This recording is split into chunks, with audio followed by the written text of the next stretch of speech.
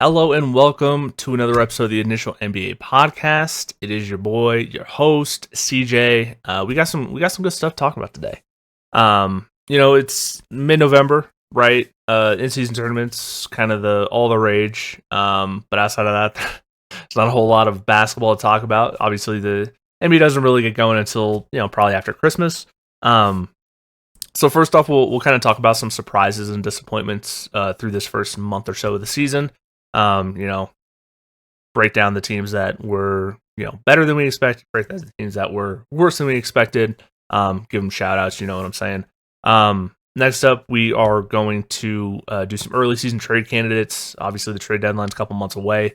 But I think now that we're about a dozen games or so into the season, we can start kind of thinking about, come February, who are the guys, who are the names that might get moved, and kind of where those landing spots and those guys, where all that makes sense.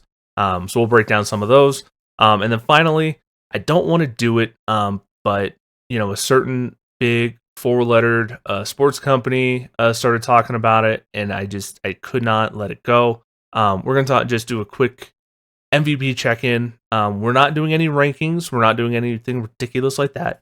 We're in November. We're just going to talk about, hey, here are the handful of guys that have had an incredible start to the season that if they keep this up, come the end of the year, they're going to be in that conversation. So yeah, trades, surprises, disappointments, MVP, check-in. Let's get rolling. All right. So we are about, 12, 15 games into the season. At least that's where most teams are right now. It's right before Thanksgiving, but now we're starting to see where kind of how the season's going to unfold. Right, we have a decent enough sample size now where we can tell. All right, these teams are better than we expected. These teams are worse than we expected. So let's go through some early season kind of surprises and then disappointments. With teams that are either overachieving or ones we didn't expect to be as good as they look, and then others where we were expecting much more out of them. There are a couple that I had on this list, and over the last week or so, they've kind of turned it around. Congratulations, I guess, to the Milwaukee Bucks. They're looking much better than they did a week and a half, 2 weeks ago. So there's there are definitely some teams I left off here that a week ago I would have said were either a surprise or a disappointment, depending on how you look at it. But yeah, I guess let's get rolling with our first surprise. We'll start off with the good. I have 3 in each category. All right, so first surprise, Indiana Pacers. They've been pretty good. They started the season 7-5. Right now they're first in the NBA in scoring with 125.7 points per game. So yeah, a ridiculous offense. They're doing it by committee too. Obviously they're led by Tyrese Halliburton, who, when it comes to potential MVP, if you were making a short list today, I think he has to be on it. He's averaging right now 23.5 points per game, but then which, is really good, but, usually MVP score a little bit more than that. With him, 11.6 assists per game, leading the NBA in assists, and then shooting 61% effective field goal percentage. So, he's dishing the ball off, and like I said, they're winning by committee. They have 8 guys averaging double figures in points per game. At least they did as of when I pulled this a couple days ago. Maybe that's changed, but still, if at any point you have 8 different guys averaging more than 10 points, that 100% is we're sharing the ball, everyone's scoring, everyone's chipping in. It's not dominated by 1 or 2 guys. The Pacers are doing a great job of spreading the ball around and attacking teams and hitting teams in a bunch of different ways offensively, which is part of the reason why they're 7-5, and right now I think they were 7th in the East. So they're just outside a playoff spot right now. We expected the Pacers to make a little bit of a leap, right? Because they were kind of one of the darling teams, the young up and coming teams we've been talking about all off season. It was them, it was the Magic, it was the Thunder. But it's good to see that the Pacers are kind of living up to that, and in some cases kind of exceeding it a little bit. Because while people were excited to watch the Pacers this coming year, I don't know if any of us would have really said, "Hey, they're a playoff team and going to have the best offense in the NBA." Um, they're near the top of the league in most offensive categories. Obviously, if you're going to lead the league in scoring, you're going to be near the top in most of those categories.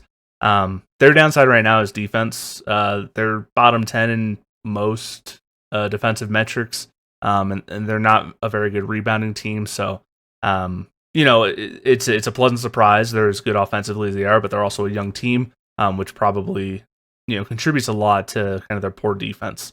Either way, they're started off the season much stronger than I would have expected. And they are kind of in that groove where they could compete for that 6th seed in the East, which is good to see.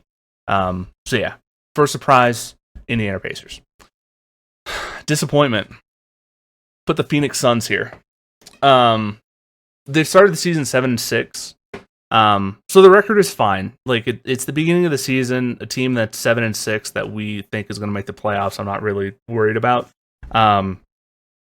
They pretty much, Kevin Durant has made it so they're near, around 500. Without him, they would be in, much bigger trouble, obviously. But with Phoenix, the disappointment isn't necessarily because of their record or anything like that. For me, it's more because we have yet to see their big three play together. Bradley Beal's only played in 3 games, and as of right now, he's going to be out for, I think it was at least a couple weeks with that back problem. And then Devin Booker just got back from injury. He's only played 5 games this year as of right now. And again, 0 games where all 3 of them have been in the lineup. So, I mean, this isn't a disappointment necessarily in their basketball team sucks worse than we thought. It just sucks to see that, this team that going into the season was probably one of the most hyped, if not the most hyped. I think the only one that really competes is just Wemby. It sucks it's disappointing to not be able to see this team, start to figure it out and play together and things like that. Because there is going to be a learning curve, and the longer that they're not able to play together, that's going to potentially cause issues later on when we get to later in the season in the playoffs. With a team with 3 superstars, with 3 guys like Beal, Durant, and Booker, there needs to be that time for these guys to kind of mesh and gel. Because we've seen it time and time again. You just throw a superstar on a team with other superstars, it doesn't work right away. It never does. There needs to be that feeling out period. And I am a bit concerned that Phoenix is never going to end up getting that feeling out period, given, the 3 guys they've hitched their wagon to. They miss a lot of games. They're not chronically injured every year where they're missing seasons at a time. But, I mean, Durant, Booker, and Beal, all of them are good to miss a solid 20 games a year, which that could really hinder their growth as a team throughout the season. So, Phoenix Suns, disappointment. Again, not because of the record. There's going to be some weird stuff in the beginning of the year, but just because we haven't been able to see the big 3 that we've wanted to. And this is one where it's nobody's fault, right? Injuries happen. It sucks. But it just sucks. It's not, you can't really blame anybody. It's like, damn, I wish that was a little bit different. Our next surprise, the Minnesota Timberwolves, man. They've started the season 9-3. As of right now, they're sitting first in the West, just due to winning percentage. Right now, the Thunder are 10-4 right now, but the Timberwolves are 9-3, so they're first in the West, even though they have fewer wins. They, as of right now, have the 2nd best defense in the NBA by defensive rating, and they're only giving up 106.8 points per game, which is 5th in the NBA.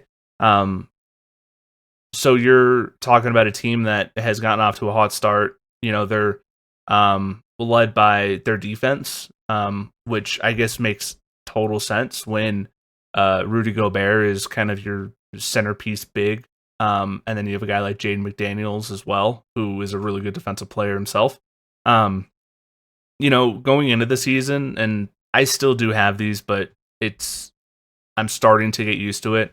I had reservations about the Karl Anthony Towns Gobert thing. Um, Not necessarily because of their basketball fit, right? Because Gobert is a traditional center, right? He's going to set screens, roll the basket, rebound, things like that. Karl Anthony Towns has been a center for most of his career, but his skill set is probably more of a power forward skill set, at least a stretch big, like modern power forward. Um, he shoots the ball really well. Obviously, he considers himself the best shooting big of all time. Whatever, that feels wrong to say, but it's probably true. So like from a basketball fit, I there wasn't a like there was maybe some reservations because Cat had always played that traditional center, um, like as a center. But when you think about his skill set, it kind of makes sense for him to be a power forward. Um, but it's working. Cat's played really well the last couple of games. Gobert's playing. He seems to be, you know, relatively close to where he was defensively with the Jazz.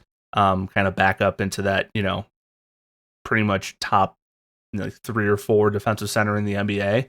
And then you have the other guy, Anthony Edwards. Um, he's starting to approach that like superstar level stratosphere, which I didn't think would happen this soon. He right now he's averaging 26 points per game, 5.1 assists, 5.6 rebounds, and almost 1.5 steals. The numbers are fantastic. The thing with him though, he has those like Kobe Bryant vibes. Those like times where there's 6 minutes left in the fourth, and for like, a minute and a half stretch in the game, he just takes over offensively and defensively, right? He'll be driving to the basket, he'll be hitting shots in dudes' faces, crossing guys up, but then on the defensive end, he will essentially lock down whoever.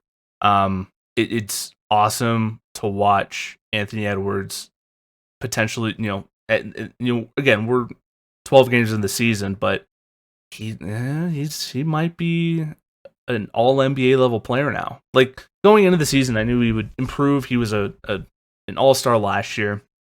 Over the summer there was all the hype of him taking a leap, and a lot of times we get kind of excited and we're like, oh, this guy's gonna be a superstar now. When it takes another year or two for him to get there. So I thought, he'll make another smaller leap. He'll definitely be an all-star, but probably miss out on an all NBA team, and maybe not have moments where you're like, oh, he's not quite there yet. But I think he's here. The superstar Anthony Edwards is here. And that was part of the worry too with Cat, right? Cat has been the leader, I guess. I don't, he hasn't been the best leader. I think just outside looking in, right? But Cat's been the guy in Minnesota for the last, I don't know, was it 7-8 years, something like that. And I was a little concerned with Cat and the attitude he displays on the court. Again, maybe this is I'm going off of what I see watching the game on TV. I was a little worried about how he would react to essentially not being the guy anymore. It felt like that kind of changed last year, where he was hurt for a lot of the season. Anthony Edwards had had a really good year. In the playoffs, it felt like it was Anthony Edwards' team. But then obviously Minnesota just kind of had turmoil in general near the end of last year with the Gobert thing and the Jaden McDaniels breaking his hand. Like it was just kind of an odd end of the season.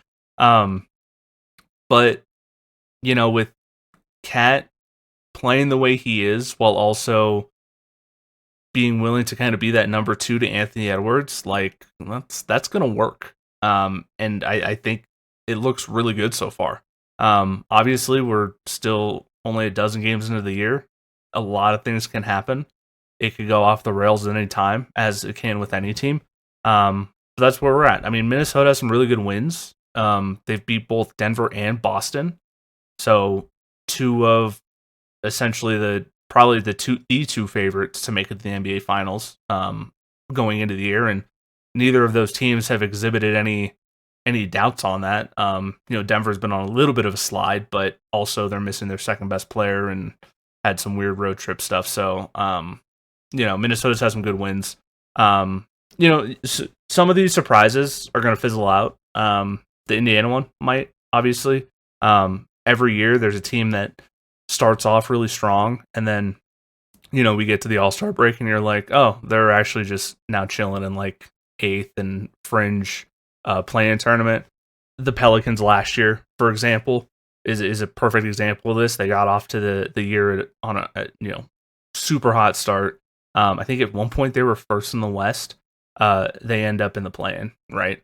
But this Minnesota thing feels a lot more real than a lot of the other ones. A lot of the other surprise teams that make the leap and start the year, a 1-2 seed in their conference when we really didn't expect it.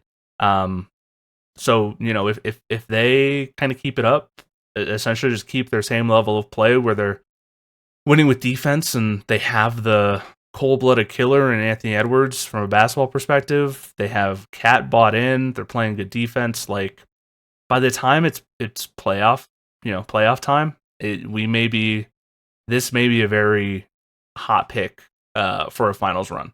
So yeah, Minnesota Timberwolves, they have surprised me so far, and while I'm a Nuggets fan and I want the Nuggets to win, still been good to see Minnesota kind of put it together. Because it's always fun when there's two just juggernaut teams in a conference that are on a collision course to the conference finals. So I kind of hope Minnesota's that team, personally. Them or Oklahoma City. Those are the two. All right, next up, we got a disappointment. This is probably the most obvious one. I'll just say the name and you'll be like, oh yeah, of course. It's the Memphis Grizzlies. They're terrible. They're 3-10. So remember, this is the 3 seed from last year in the Western Conference. They're 3-10. The jaw suspension destroying them. We still have right now they're 3-10, so we still have another 12 games to go, or they do without Ja Morant. So if you think about it, even if they were to win out, they're still 15-10, which is a good record, but you would hope for a little more. The thing is, they're not going to go 12-0 over the next month or so, month or two. So this 3-10 record, it would not shock me if they end up 5-20, 7-18 or whatever by the time Ja gets back. Then you're going to have the, probably at least a week or two of Ja trying to get into basketball shape, because playing in a game is a lot different than practice. But not only is the jaw suspension killing them, which it totally is, it is destroying them. The Steven Adams and Brandon Clark injuries are also killing them. Like, if you had Ja suspended, but you still had Steven Adams and Brandon Clark, it would still be rough. And then I think even when Ja comes back, the fact you don't have Steven Adams and Brandon Clark, it's still going to be kind of rough. They're getting destroyed inside in the paint. Like, when, no offense to Bismarck Biyombo, he's been a journeyman NBA player, had a good career. I am jealous. I wish I had that career in the NBA. But when he is signed as a free agent in the middle of the season and then immediately is getting 25 points per game, you're in a really rough spot. Again, no offense to him. He is a solid backup player. He's probably a great locker room guy, given he is signed pretty much every year to a different team. So, he's a good locker room guy. But if he's who you're hanging your hat on at center, you're in for a rough time. Offensively, they're terrible. They're sitting bottom 5 in most offensive categories: 3-point percentage, field goal percentage, points per game, offensive rating. You name it, they're bottom 5 or close to it.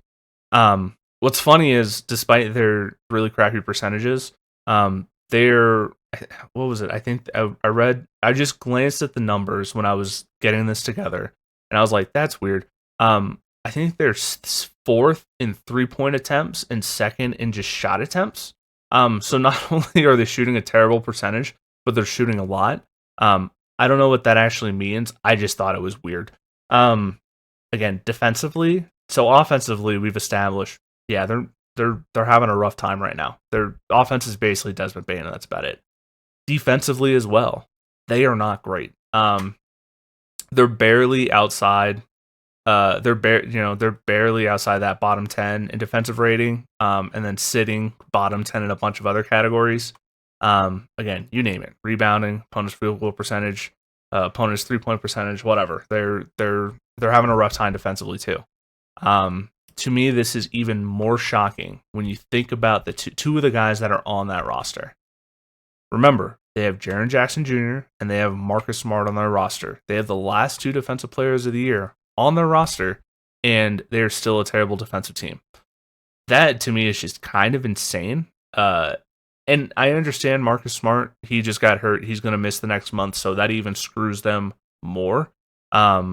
Like, I was looking at their depth chart the other day, and essentially they're playing their 2 point guards is a guy, I don't remember his name, so I apologize.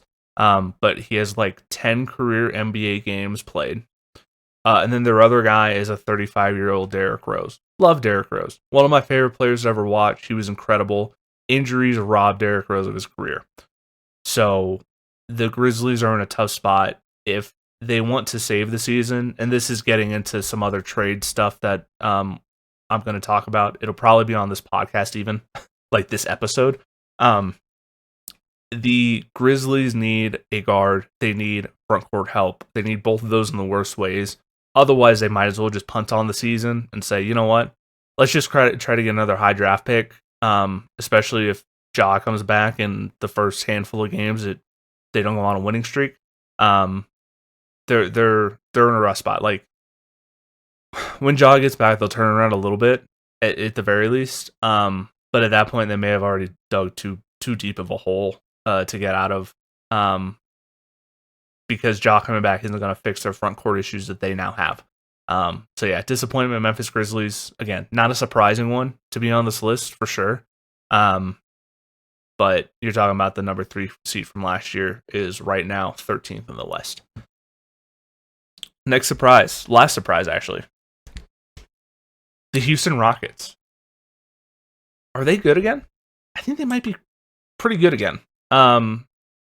They're right now 6-5, but they're playing some pretty good basketball. They beat the Nuggets. Good win against Denver. They are a really young team. When you talk about all the rookies, but they were very, very smart as a franchise with who they brought in, because it's obviously playing dividends. Bringing in Ime Udoka, who, let's not forget, took the Celtics to the finals 2 years ago. In his first season as a coach. Again, the Celtics were ridiculously talented, but it's still impressive to bring a team to the finals in your first year as head coach.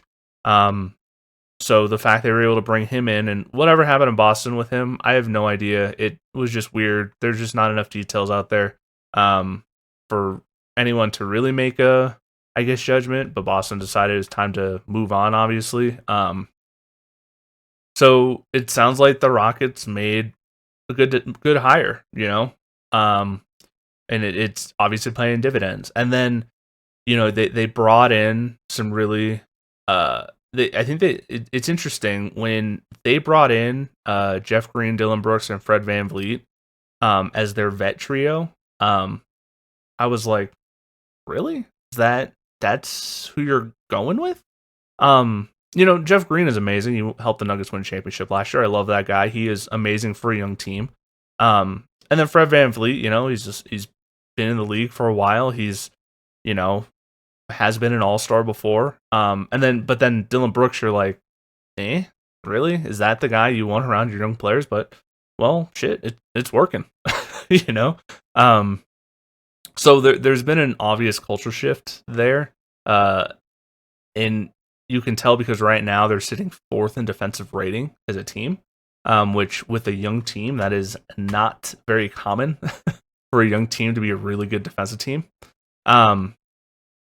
They have seen a lot of growth from their young guys. I think they're still trying to figure out who their best young guys are. But it's pretty obvious Sengun is probably the best of the bunch, at least from just watching the guy play. He's pretty much Jokic light. And I know there's the meme of, Jokic is Charizard and Sabonis is Charmander or Charmeleon, and then Sengun is Charmander. Everyone's seen that meme. But it's kind of true, right? He's averaging 20 points per game, 8.4 rebounds, 5.7 assists. He is not afraid to bully dudes down in the post. He's really strong. And actually kind of surprisingly athletic, more than I thought. But after watching him against Denver, I was like, oh crap. He could be a problem in a couple years. So yeah, I mean, Houston's doing a great job. They're a surprise right now. Again, they're 6-5, but obviously, which is around 500. It's an okay record, but when you think about where Houston was last year, and honestly where I expected them to be this year, I expected them to be worse than they are, honestly. Like all young teams, they'll probably regress a little bit. They'll have some tough stretches throughout the season.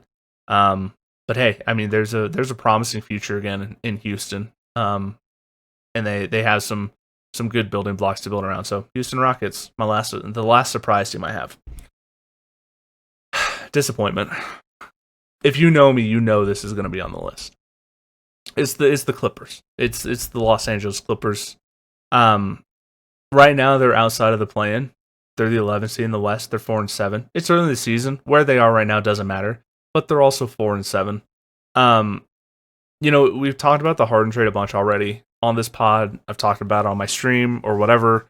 I obviously don't like the move. The early returns are not good.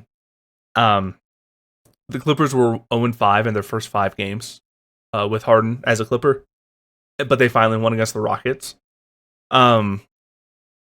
Some of my concerns with the Harden thing, just kind of going over it real quick, it's just how stagnant the ball is. There's no ball movement when Harden is your quote-unquote system. His word, not mine.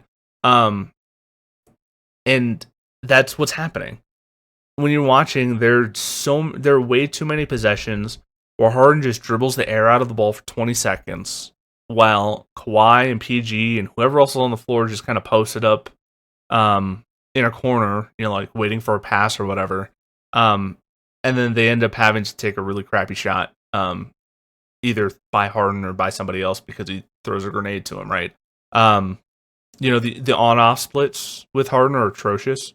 So the Clippers this is from Basketball Reference, Clippers are minus 21.2 points per 100 possessions with Harden on the court. Let me say that again, minus 21.2 with him on the court. If he qualified, just because he hasn't played enough minutes this year, if he qualified, that'd be bottom 10 in the NBA among qualified players. So the system of Harden doesn't work. It worked 5 years ago in Houston when he was in his prime of his career. He has lost a step. He is not as good as he once was. That system does not work anymore. Also, I don't have this on this notes, but it is another thing that happened in the last couple of days. The whole Russell Westbrook thing. Russell Westbrook has already asked to come off the bench for the Clippers, which to me indicates that obviously there's an issue somewhere. In Westbrook, I feel, is trying to make this work, but in the end, I feel so bad for him. It feels like he's going to end up getting blamed for this. In LA with the Lakers, he was terrible, and I understand that, but he got a lot of crap for it. And he's gotten a lot of crap in a lot of places he's played. But he seems to be like one of the chillest dudes. Like, when you hear players talk about him, he seems like one of the best guys in the NBA.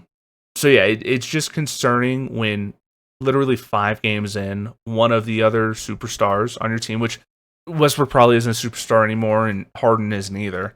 But when one of those 4 main guys is saying, hey, bring me off the bench because this thing isn't working, and it's like you're 5 games in and they're already starting to like abandon certain things. So that's concerning. Look, the Clippers, they have so much high level talent. They're gonna get better. But there's nothing that's happened over the last couple of weeks that makes me believe that this is anything more than a team that's going to exit in the first round. Nothing. This team will fizzle out in the first round again. unless they end up doing some other weird, crazy overhaul again. So yeah, disappointment, Clippers, which again, this was coming. You could see this coming from a mile away once they traded from Harden. All right, so we're still only in November. It's November 20th today. And we have a couple months until the trade deadline. But we're kind of starting to get an idea of what every team looks like, right? We obviously have more information than we did, a month ago when the season started. And I think we can kind of start thinking about who are the players likely to get moved, who are the teams that will be, in the market for a particular, guard, big, wing, arch type of player, whatever. There's gonna be obviously a lot of movement. In January, February. Players will get hurt. There's gonna be a slump, surge, whatever. But again, we have a better idea now of who the potential buyers and sellers are. So let's just talk about 5 names that I think are the most likely to be on the move. If not the most likely, I think the ones that kind of make a lot of sense. Both for the team they're leaving, as well as the team they would potentially go to. So let's start off with kind of the big obvious one. There's been one that's already kind of been floated around. There was a report that him and the Bulls are kind of mutually in agreement that maybe we should look for something different. And that's Zach LaVine. There's really no sugarcoating it. The Bulls are terrible. Sorry if you're a Chicago fan, but you know that your team is terrible. As of right now, they don't have a whole lot of young talent. They're pretty much hard capped when it comes to where they can get to in terms of a playoff run.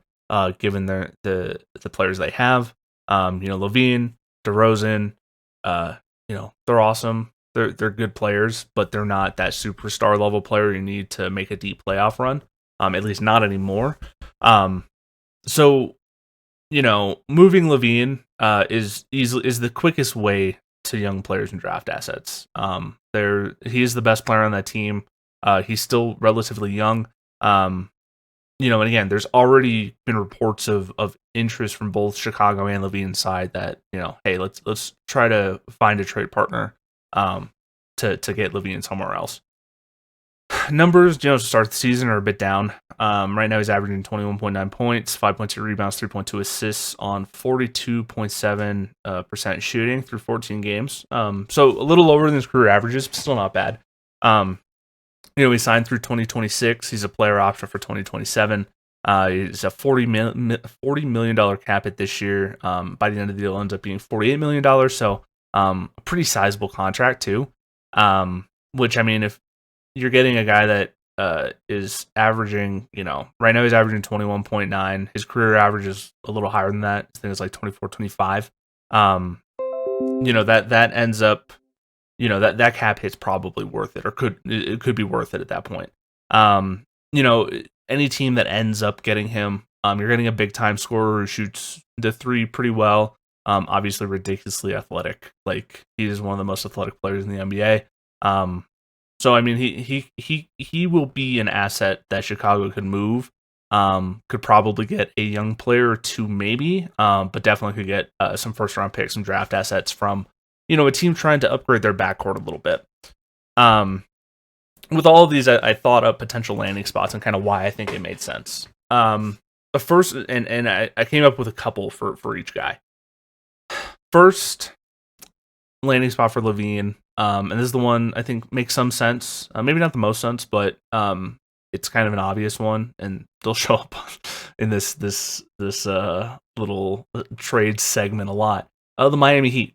Right now they're 25th in the NBA in scoring. And if you're 25th in the NBA in scoring, you can use some scoring help. Zach LaVine helps you there. I don't necessarily love the fit necessarily.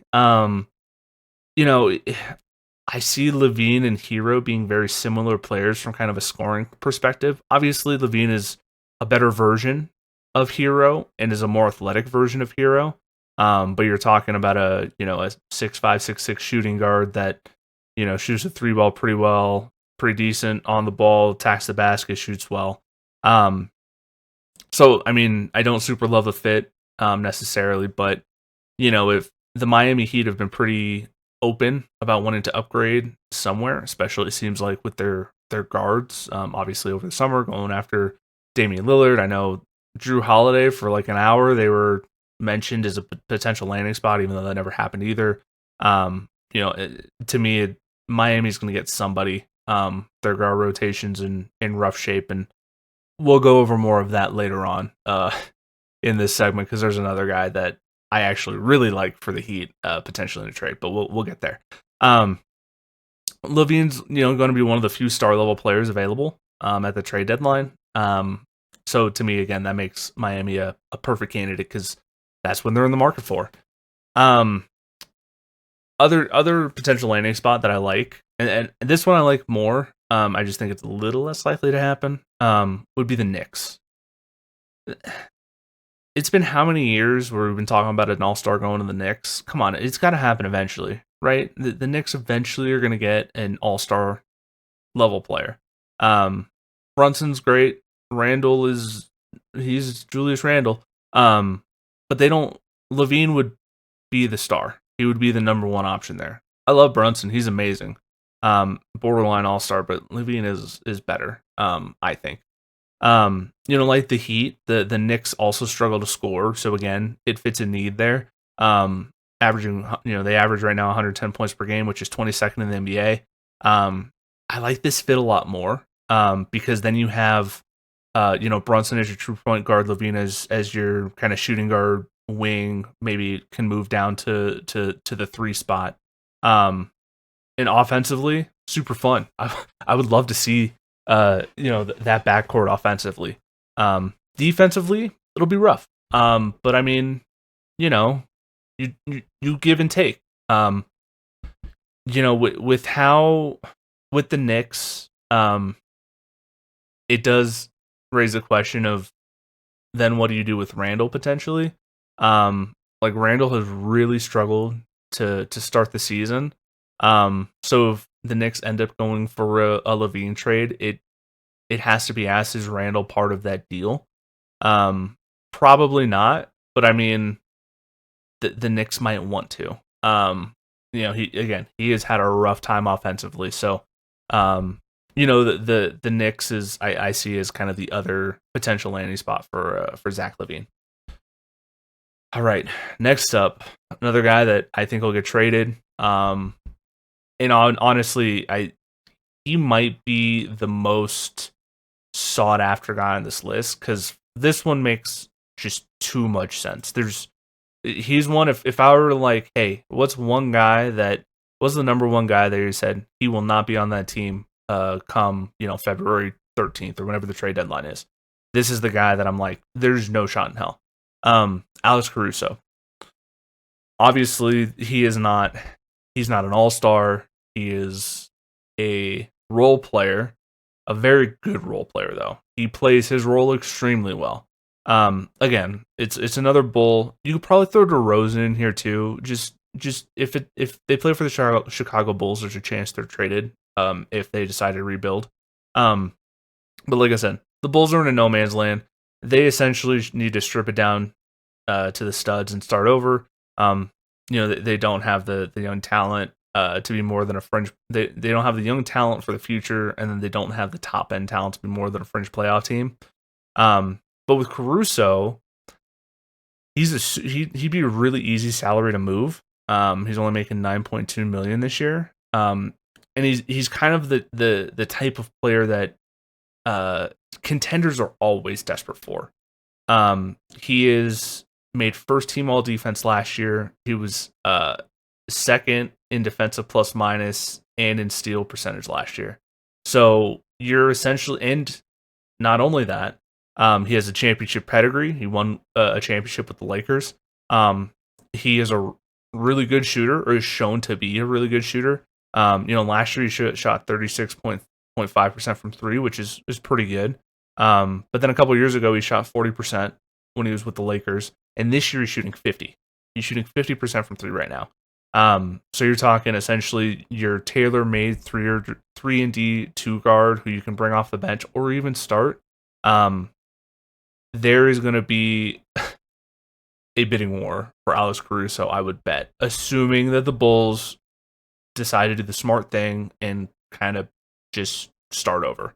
I would be pretty much shocked if he's not traded, just because he is such a perfect piece on a lot of contenders. Again, every single trade deadline, these 3-and-D guys, who especially these wing 3-and-D guys, they're some of the most sought after pieces. And then when you talk about where the Bulls are, it makes too much sense for them not to move him, because he will have a very high value compared to probably what he actually is as a player. Just because he fits that specific archetype that championship and contending teams want. In terms of potential landing spots, there's two. One I hate, mostly just because they're the Lakers, and then one I actually love. So the first one, the Lakers. I hate it because it's the Lakers, but I think the fit makes a lot of sense. I'm not sure about D'Angelo Russell long term in LA, to be honest. Caruso would give a much better perimeter offense, or perimeter defense, I should say. And then you move Russell. To me, why not have just LeBron play point guard?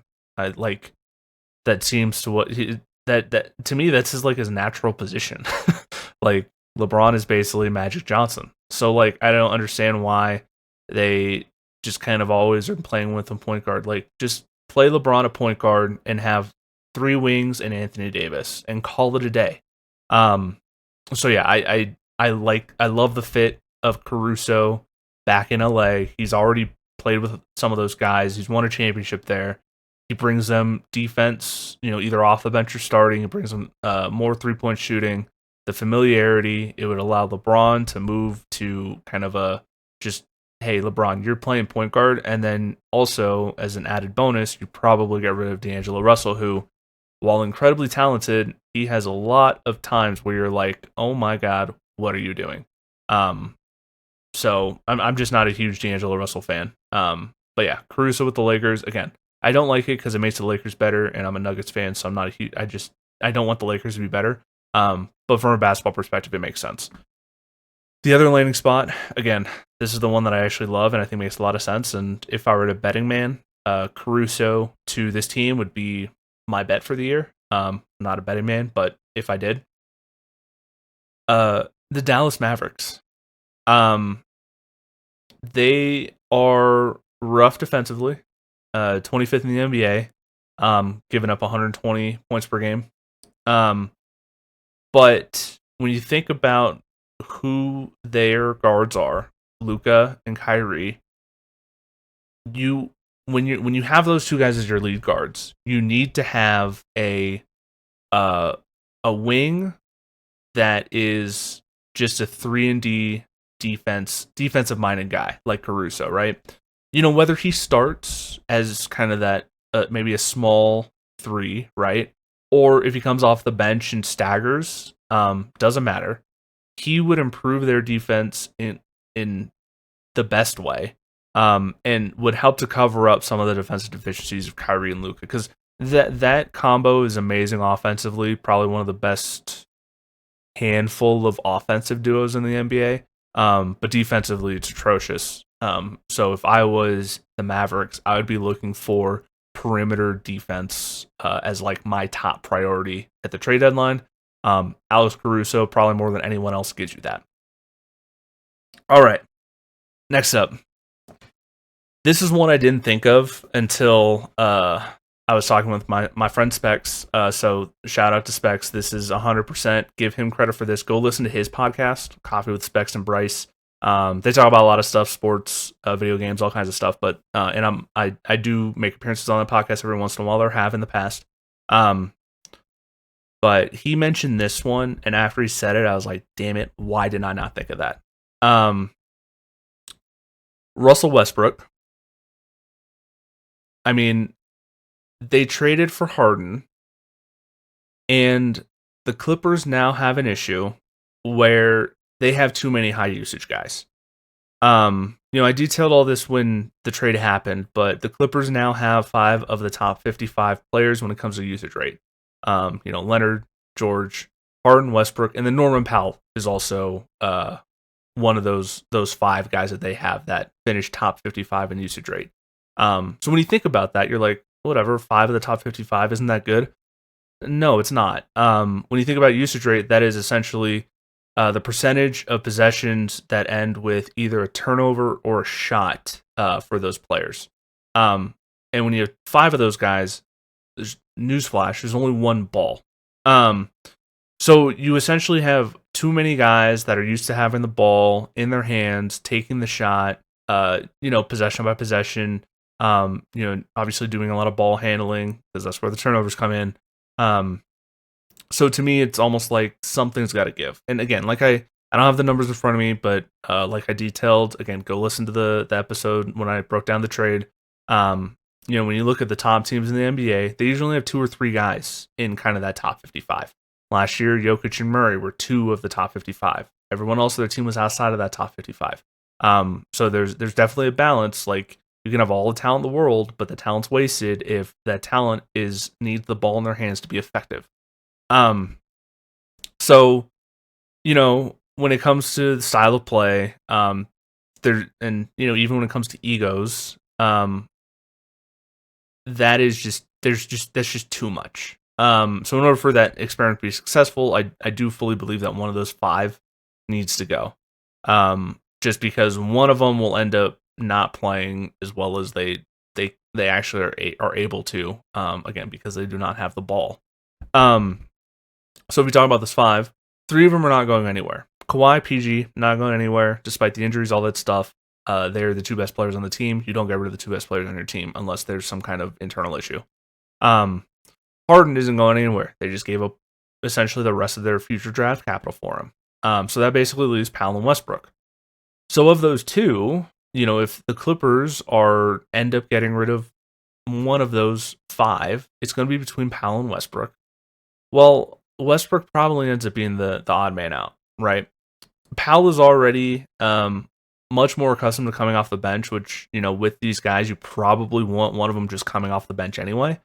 And Powell is a much better shooter, and he's able to kind of fit that floor spacing need. Because when you have, guys that have the ball in their hands all of the time, the guys you need to play with those ball dominant guys are floor spacers. Powell pretty much fits that mold perfectly, and that's part of the reason why his usage rate was so high last year. Is he was the guy off the bench who also was able to space the floor with the starters, so he was able to kind of play both roles, being the dominant ball handler off the bench and a spot up shooter when he's playing with PG, Kawhi, and those guys. So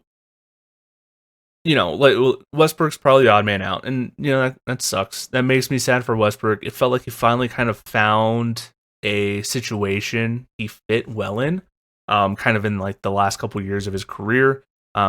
He played pretty well after he kind of he obviously just moved across the hall from the Lakers to the Clippers, but he played way better last year with the Clippers than he ever did with the Lakers.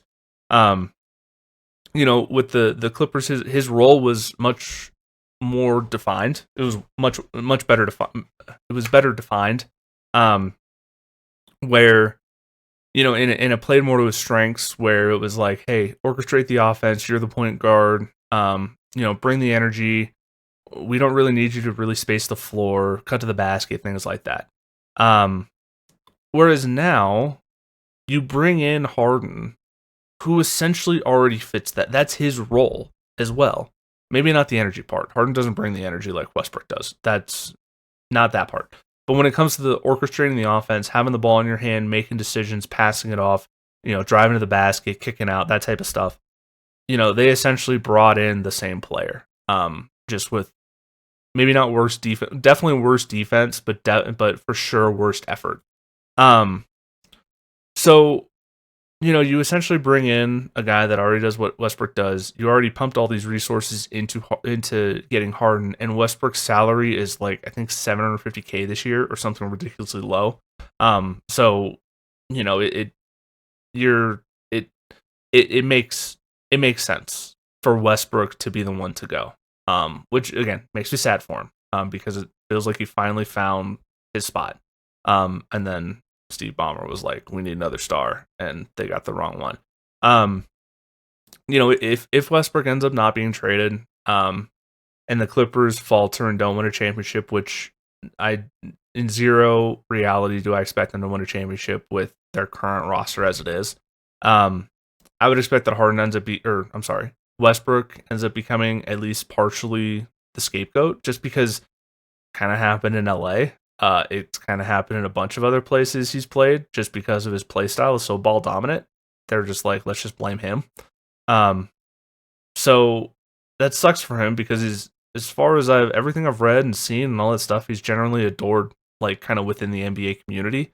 Like the players and stuff. I know that the media doesn't like him, but they're just rooted by them. And obviously he doesn't like the media for good reason. So it just makes me sad that I think he's going to get screwed out of a decent opportunity with the Clippers. So yeah, and so we're talking about potential trades. Well, where does Westbrook need to go? Well, he's at his best when his role is, hey, I have the ball in my hands. I'm running the offense. I am driving to the basket, kicking out, bringing energy. Just being a crazy guy on the floor, because what he does a lot of times, he's just like an Energizer bunny. And when he's not being asked to be a spot up shooter, he's not a good shooter, and that's fine, because throughout his career he's gotten away with it. Because he's the most athletic guy on the floor 9 times out of 10. He plays harder than pretty much anyone else. He is essentially drives to the basket with reckless abandon. And also he is like super freaking durable too. So he's been able to sustain that type of play style, which is actually pretty rare when you think about it. Most guys like that get hurt a lot. Westbrook, not so much. But yeah, so like and also he needs to be a starter. So over his career, he's a wildly better starter than reserve player. Just looking at offensive defensive ratings, he has 100 offensive rating and 113 defensive rating as a reserve. As a starter, it's 108 for offense, 107 for defense. So he's much better as a starter. And, there's probably some weird noise there, because when you think about it, he came off the bench his rookie year. He came off the bench the last 2 years that have been a little more rough. So his starter years are those MVP seasons where he was ridiculous. But, even if you kind of ignore the numbers and just watch, like, it seems like he is more comfortable playing with the starting unit. Just watching the games, and, untrained eye or whatever, so maybe I'm wrong, but that's just what I see. So let's talk about potential landing spots. There's one that I love, and outside of the Caruso to the Mavericks bet, this is the other one that I really like. If I could take a player and just move him to a different team, this is the one I would do. Again, shout out to Specs for this, because when we were talking about this, this is literally, it was like Westbrook to this team, and I was like, yeah, that's the one. The Miami Heat. Again, I said we'd talk about them a bunch, so Miami Heat. So thanks for Specs for mentioning this one. I'm mad I didn't think of it first. But congrats to you, I guess. It's been no secret the Heat are looking for upgrades. We've already kind of talked about it. Missing out on Lillard over the summer. Right now, their starting point guard for the Heat is a 37-year-old Kyle Lowry, who, as of right now, is averaging 6.9 points per game. Nice. And 4.7 assists on 30 minutes per game. So you're getting not a lot of production out of your starting point guard, who's playing 30 minutes per game at age 37. Westbrook would be a clear upgrade. He's a couple years younger. He is just a more athletic, better passer, better scorer than Kyle Lowry at this point in their careers. And even while Westbrook would be a clear upgrade, he also probably could be obtained for not a whole lot. Especially if the Clippers, maybe in 20 games are like, wow, this thing isn't working. Westbrook, we need to get rid of somebody. And like I've already kind of outlined, Westbrook is kind of the obvious choice.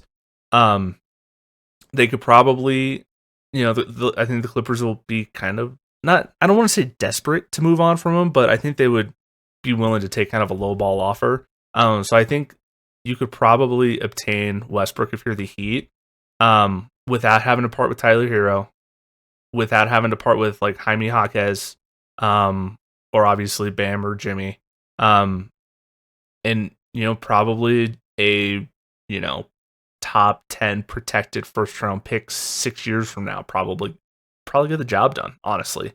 So outside of that, when you talk about fit, love the fit. Talk about Westbrook, Jimmy, Bam. Bam and Jimmy are very capable off ball players. And when you have Westbrook as your point guard, that's what you need. Your other stars need to be effective without the ball in their hands. Bam obviously is a great energy, defense. Give him a post up every once in a while. He's kind of has that like traditional center type of style a little bit. He shoots the three a little bit, but not as much as a lot of big men nowadays. But he's a decent passer too. And then Jimmy Butler, again, he's a dog defensively. Will take the big shot, good 3-point shooter, but he's very capable of catch and shoot and playing off ball. So from an offensive and defensive standpoint, Bam and Jimmy would cover up a lot of defensive deficiencies Westbrook has. And then offensively, I think the fit is really good. So yeah, sure, Lowry, better 3-point shooter. But honestly, Westbrook's better at everything else as of right now. And I think the Heat do have enough outside shooting to kind of make up that difference that they would, lose 3-point wise from going from Lowry to Westbrook as your starting point guard. So, I love that one. Westbrook to Miami, I think makes sense from every direction. So I wanted to have multiple for everybody. So outside of Miami, not in love with a bunch of fits for Westbrook. Again, we've kind of talked about his play style. It is a tough one to kind of fit when it comes to a guy that's approaching his mid-30s. The other one I kind of liked, at least I didn't hate it, was Westbrook to the New Orleans Pelicans. They don't really have a true starting point guard when you look at their roster. They've been using CJ McCollum kind of in that role this year, but CJ McCollum is traditionally a shooting guard. It's what has been basically his entire career in Portland, and then his first couple years in the Pelicans. Plus, he's hurt right now with that, what was it, like a collapsed lung, which is a crazy injury because he's had that same injury twice. So he's going to be out for, I think, at least a couple more weeks. They're using right now Jordan Hawkins and Dyson Daniels, which again are kind of more combo guard type players. Yeah, they can play point guard in a pinch, but they may be a better fit as a 2 guard. And then the only other true point guard they've used this year is Kyra Lewis, who's averaging 6 points per game and 2 assists for his career. They also have Jose Alvarado, who actually tonight played his first game of the year. I think he just had a sprained ankle, I want to say. He played 15 minutes off the bench. But again, if Jose Alvarado is your starting point guard, it's not super exciting. He's a great off the bench energy 15 to 20 minutes a game guy. I don't know if it would be if I would want him as, hey, we're in the final 2 minutes and your point guard's played 32 minutes in round 2 of the playoffs. I don't know if I want Jose Alvarado to be that guy. So essentially, to me, it's the Pelicans. They could use a point guard. They could use an upgrade at point guard. And I do kind of like the Westbrook fit with Ingram and Zion. Not nearly as much as the Jimmy Bam fit with Westbrook, but I don't hate the Westbrook, Zion, Ingram trio for New Orleans. So that's Russell Westbrook. That's I feel bad for Westbrook, man. That Harden trade is it's rough for him. I feel bad. All right, next up, Malcolm Brogdon. Again, I think this is another obvious one. Even when the trade happened with him moving from Boston to the Trailblazers, everyone was like, "Oh yeah, that he's just gonna get flipped later on anyway." So this is again one that's not shocking. It's pretty cut and dry. When you think about it, a veteran role player in his prime who isn't starting. He started a couple games for Portland, but he hasn't started every game. He's on a bad team and has playoff experience.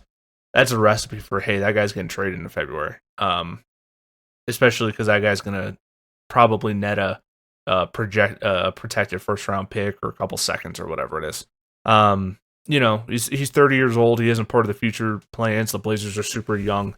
There's really no reason for them to keep him. If you're looking for a veteran presence, there's plenty of other guys you could probably pick up off the street in free agency for a veteran presence that you might as well get the assets out of Brogdon while you can. Again, when he came back in that Holiday trade, everyone understood. Oh yeah, no, he's not long for Portland. As far as kind of deadline upgrades go, so if you're a team trying to trade for him, it would probably be pretty cheap.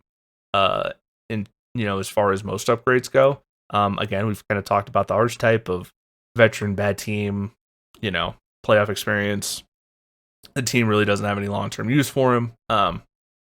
So probably cost you like a future pick, probably with protections and swaps built in. Then the other thing with Brogdon, for a team obtaining him is he brings a lot of flexibility for your guard rotation. He can start. He started a bunch in his career. He can come off the bench. He's come off the bench a bunch in his career. He can play either guard spot effectively. So you're essentially getting a guy that can kind of plug and play wherever you need him.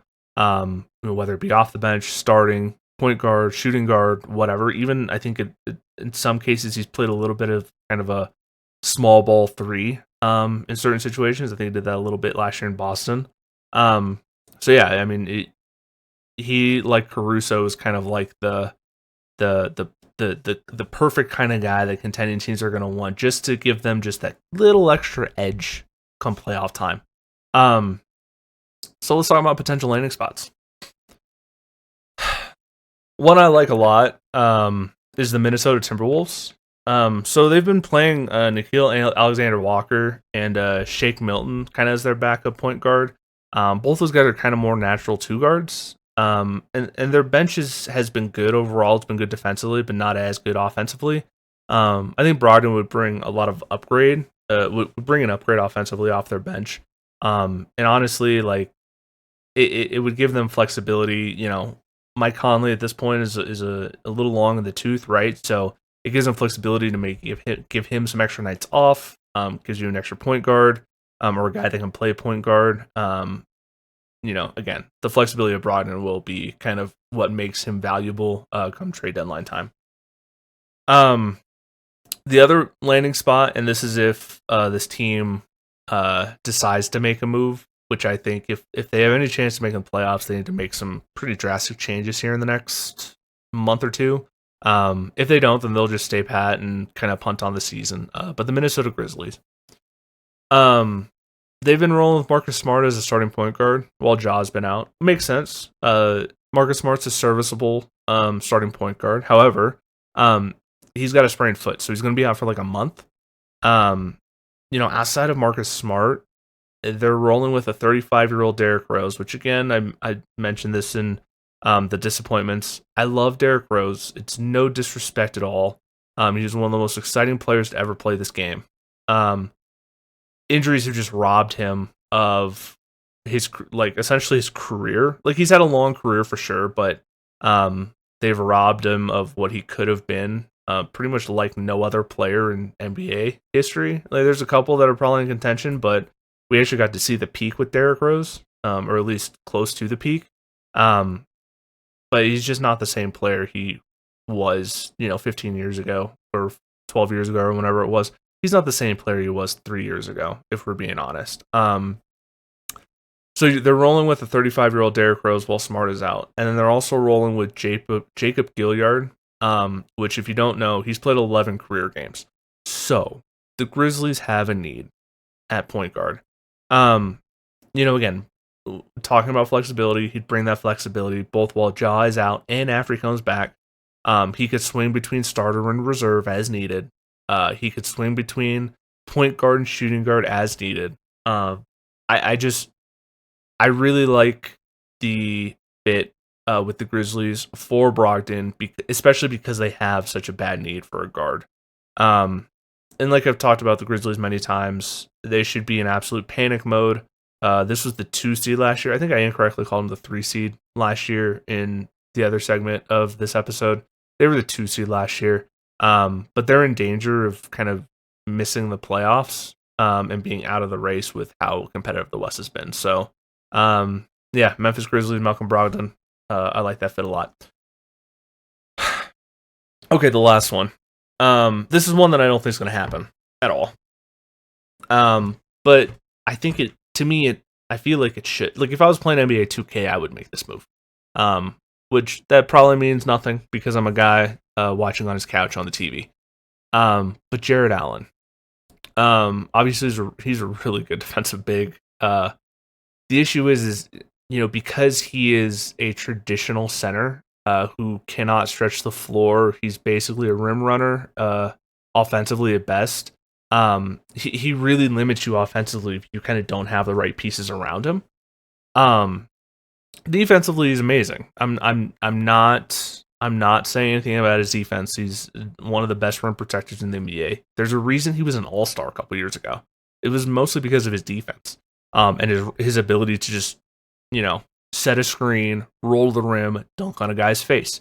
But when you talk about Cleveland's roster and their starting 5, you also have Evan Mobley essentially playing that power forward position. And Evan Mobley has not really shown to expand his offensive game, because when you think about the NBA now, if you have a traditional center like Jarrett Allen, generally your power forward needs to be able to stretch the floor at least a little bit, right? Evan Mobley hasn't really been able to do that yet. So you essentially have 2 of the same player. You have 2 defensive-minded bigs who struggle to spread the floor, that have offensive deficiencies. And when you have 2 of the same player like that in the same starting lineup, it makes it harder on everyone else. The guards, the wings, whatever. Obviously, we're talking, if Cleveland were to choose between one, obviously you pick Mobley, move him to the 5, find someone to play the 4, and then trade Jarrett Allen. Cleveland Allen last year finished 5th in defensive win shares and 4th in defensive rating, for whatever that matters. If you like advanced stats, good defensive player. There are probably a couple playoff teams that could use his defense and rim running. So here are the landing spots. And there are actually 2 teams I've already mentioned in this for other guys. First one, and this one might not be as optimal now that Derek Lively has he's good. But I had the Dallas Mavericks. You have Luka Kyrie. If you're going to trade for somebody, it'd be someone who doesn't need the ball. Well, guess what? A rim running big is kind of what you would want there, right? Not only that, but again, Luka Kyrie defensively rough. Jarrett Allen cover up a lot of that rough. He could clean up a lot of stuff on the back end. So Dallas Mavericks, I like that fit with Jarrett Allen. The thing that might stop it, and we'll see what happens, but Derek Lively is already shown to be really good as a rookie. And that's essentially going to be his role. It's the potential Jarrett Allen role. Play center, block shots, clean up things defensively, set screens, run to the rim, dunk on guys' faces. Dallas Mavericks is a potential landing spot. The other one I actually had 2 more for this one. And one of them was because I liked the fit the other way. But the one I liked was the Memphis Grizzlies. Again, this is one that's pretty obvious to me. Steven Adams out for the season. They have a gaping hole in the front court. They probably should go after a center so Jaren Jackson Jr. can play kind of his more natural power forward role. He just doesn't seem to really be a great center, but if he's a power forward with a center beside him, I think that's a much better role for Jaren Jackson Jr. for sure. They already signed Biyombo. We mentioned this already. But to me, that doesn't feel like it should be a long-term fit. Again, no disrespect to Biyombo. He's had a great career. Probably continue to have a good career for a couple years, but he's a off the bench. Will give you spot minutes when needed type of big. So I kind of like the fit with the Memphis Grizzlies for Jarrett Allen. The last one I wrote down, the Washington Wizards. Hear me out, okay? I kind of would like an Allen for Kyle Kuzma trade. So when you think about it, Allen I think is 3 years younger than Kuzma, something along those lines. So he kind of fits the Jordan Poole experience timeline better, for better or for worse, I guess. So there's that side, and then the Kuzma side I kind of like a lot. I think Kuzma can kind of fit into that 4 spot with Mobley at the 5. Rather than trying to have Mobley fit in at the 4 with Allen at the 5.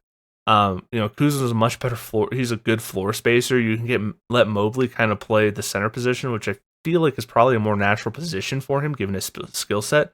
Obviously, he's still on the thinner side, but he's shown defensive potential, so I don't think that's big of an issue as it usually would be.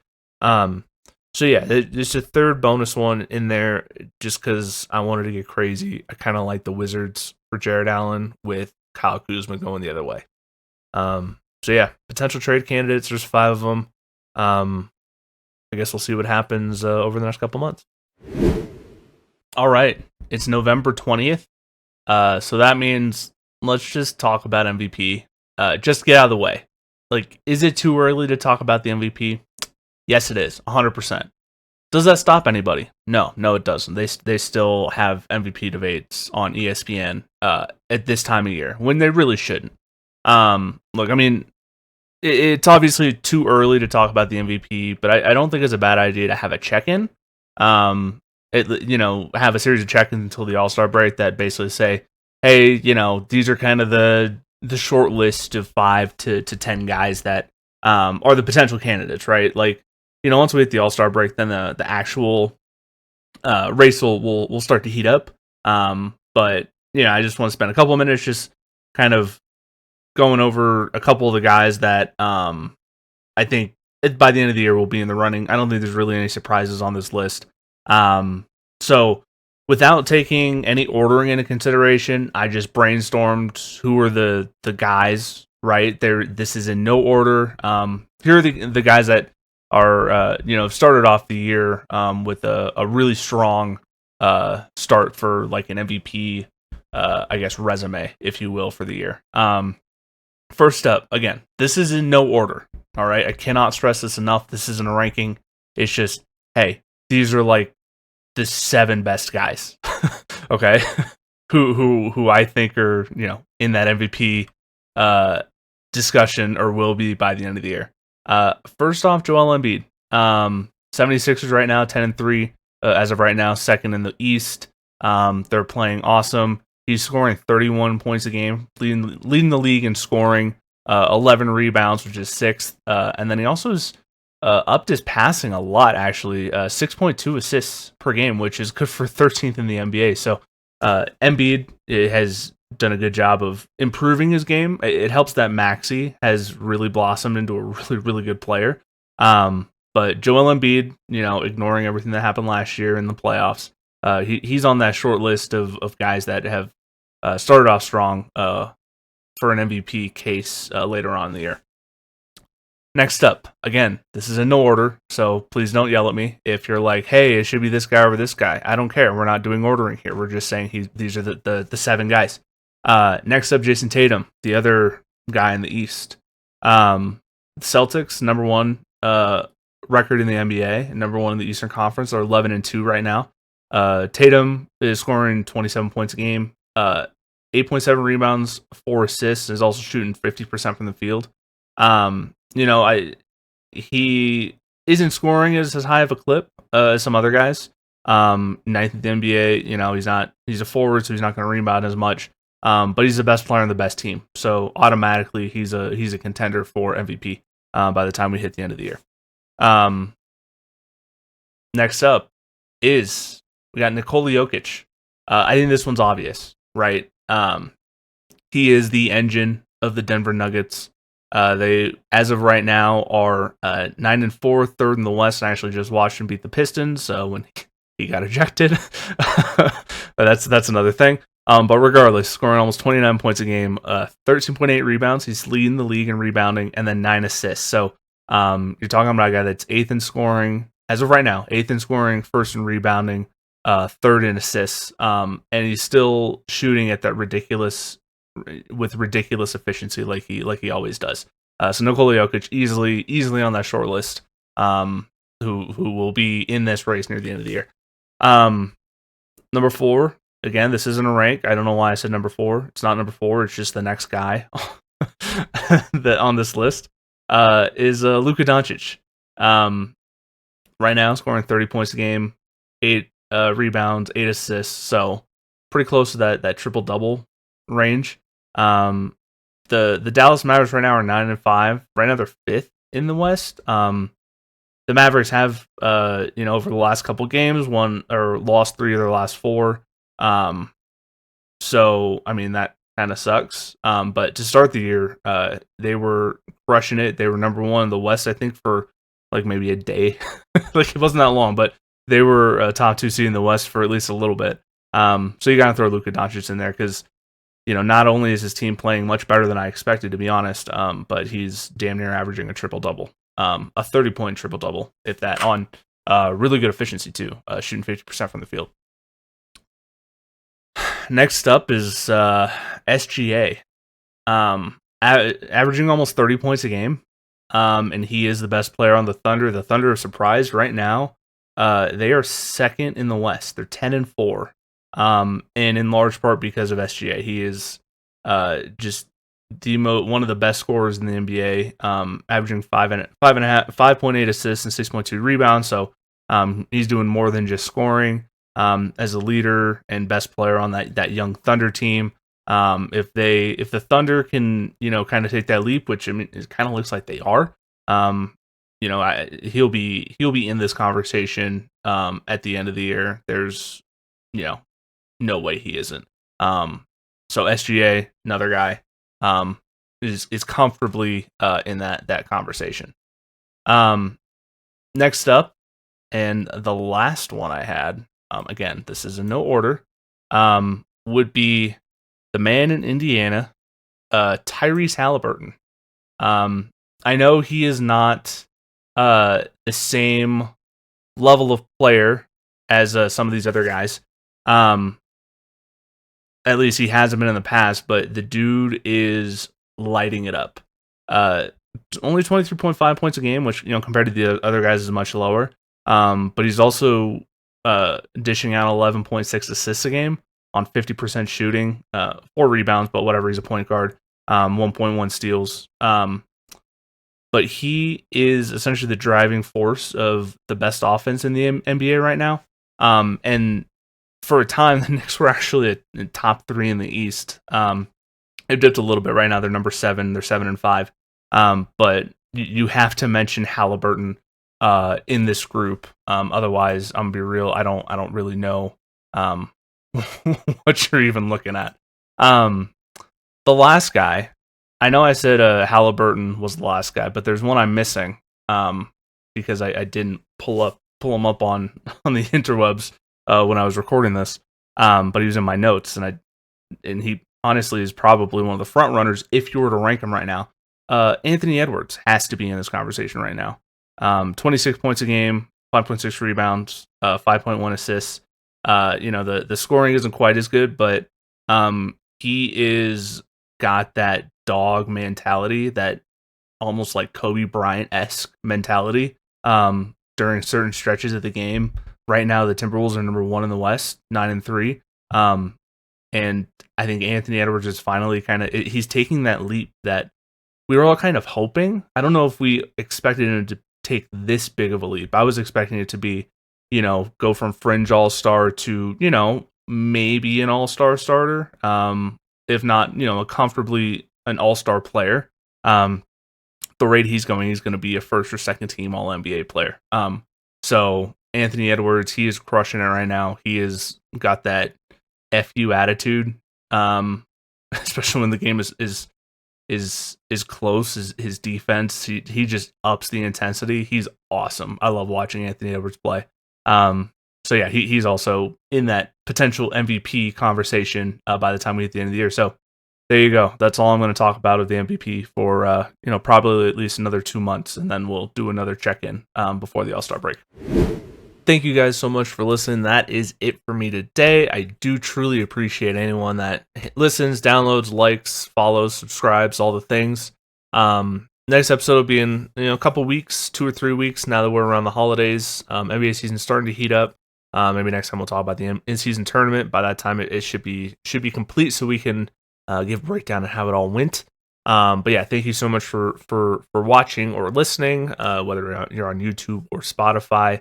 Until the next episode, don't feel free to follow, subscribe, whatever. You can follow me on Twitter as well, at Initial NBA Show. I also do stream if you're, we'll talk about sports and stuff, but I stream like nerdy stuff too, with video games and stuff. So if you ever want to catch me on Twitch, CJ Initial, I am there as well if you ever have any basketball questions or whatever, or just want to talk ball. But yeah, thank you so much for listening and watching. I hope you enjoy. Have an awesome rest of your week.